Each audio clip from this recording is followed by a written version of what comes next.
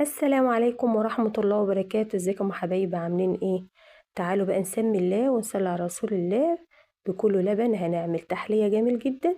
تعالى بقى نسمي الله كده ونبدأ. معايا كده حلة على النار ومعايا معلقة من السمنة.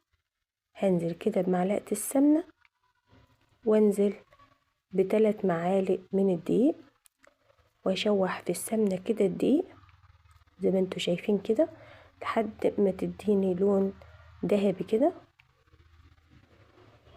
اهو. وصفة جميلة جدا هتعجبكم، تابعوني بس هتعجبكم ان شاء الله.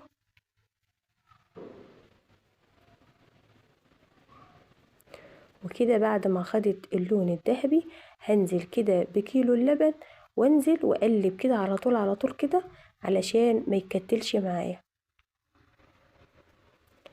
وافضل اقلب كده في اللبن.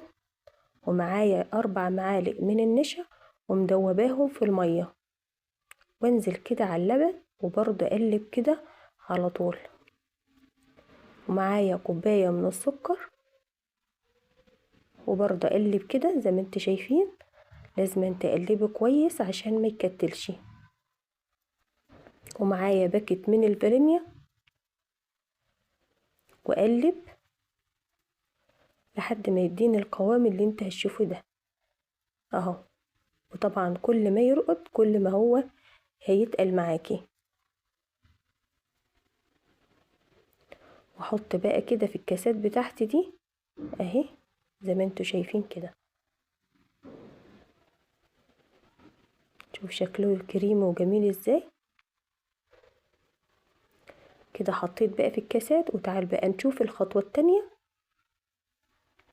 معايا طاسة على النار وكوباية من السكر. هنعمل شوية كراميل جمال كده وهنحطهم على وش المهلبية.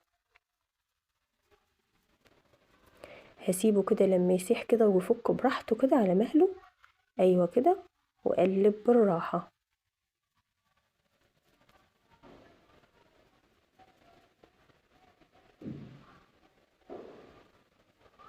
زي ما انتوا شايفين كده. ما تستعجليش عليه لحد ما تلاقي السكر فك معايا كده على النار زي ما انتوا شايفين كده، ويديني اللون الذهبي اللي انتوا شايفينه. اهم حاجة ما تغمقهوش، يبقى لونه فاتح كده. وانزل بكوباية لبن واقلب بسرعة. وما تقلقيش، هتلاقيه مكتل. لا، ده هو مش ماسك، هو كده هيفك معاك